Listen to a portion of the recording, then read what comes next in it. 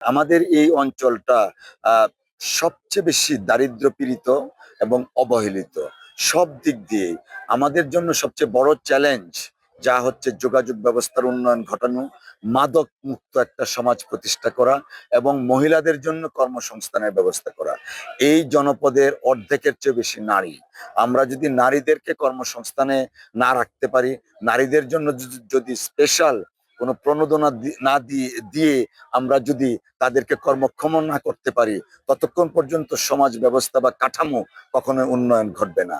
আমরা একটা স্পেশাল প্রকল্প আছে, ফ্যামিলি কার্ডের পাশাপাশি আমরা ক্ষুদ্র ঋণ দিয়ে কুটির শিল্পের ব্যবস্থা করব, যেন এখান থেকে প্রত্যেকটা নারীর হাতকে শুধুমাত্র রান্নাঘরের হাতে সীমাবদ্ধ না রেখে কর্মীর হাতে পরিণত করা যায়। আর পাশাপাশি আমাদের এই অঞ্চলে মাদক, কারণ সীমান্তবর্তী অঞ্চল হওয়াতে মাদক চোরাচালান আছে, সেইটাকেও যেন ট্যাকেল দিতে পারি। আমরা প্রথম দিনে ঘোষণা করেছি জিরো টলারেন্স।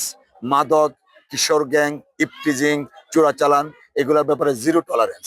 আমরা সেই জিরো টলারেন্স নীতিকে বাস্তবায়ন করার জন্য রাষ্ট্রের বিভিন্ন সংস্থার সাথে কাজ করব, যেন এই এলাকাকে হিন্দু, মুসলিম, গারো, হাজং, খ্রিস্টান সকল কমিউনিটির একটা বসবাস উপযোগী মানবিক দুর্গাপুর গড়ে তুলতে পারি। সেজন্য আমরা অব্যাহত রাখবো প্রচেষ্টা। এবং আমরা যে মানবিক কাজগুলা করছি, যেমন গির্জা, মসজিদ, মন্দির, মাদ্রাসা, কবরস্থান, সিমেট্রি, ব্যক্তি পর্যায়ের যে মানবিক কাজগুলা করছি, সেই কাজগুলো আমরা অব্যাহত রাখবো, যেন আমরা প্রত্যেকেই এই সমাজের একটা যেমন অংশীদার, প্রত্যেকে যেন এই সমাজটাকে পরিবর্তনের জন্য, এই সমাজকে সুন্দর একটা কাঠামোতে আনার জন্য এবং সমাজ ব্যবস্থাটাকে যুগ উপযোগী এবং বসবাস উপযোগী করার জন্য আমরা প্রত্যেকেই যার যার জায়গা থেকে কাজ করব, যেন প্রত্যেকেই তার নিজের মতো করে মনে করে। আমি যেমন উদাহরণ দিলাম যে একটা বাগানের মালিকানা যেন সবাই দাবি করতে পারে এবং সবাই যেন সেই ওনারশিপটা গ্রহণ করে এবং বাস্তবায়ন করতে পারে, সেই প্রচেষ্টাটা আমি করবো ইনশাআল্লাহ। শিশু বা ছাত্রছাত্রী যারা আছে, এইখানে আমাদের স্টেরিওটাইপিক্যাল অর্থাৎ গতানুগতিক পড়াশোনাটা হয়।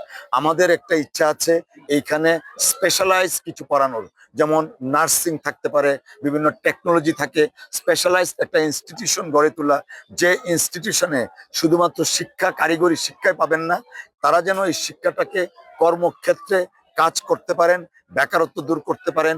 যেমন সেলাই মেশিনের প্রকল্প আছে, অনেক মহিলা আছেন তারা সেলাই মেশিন বা সেলাই শিক্ষা নিয়ে ঘরে বসে 2টা পয়সা ইনকাম করতে পারে। তারপরে কম্পিউটারের এডুকেশন আছে।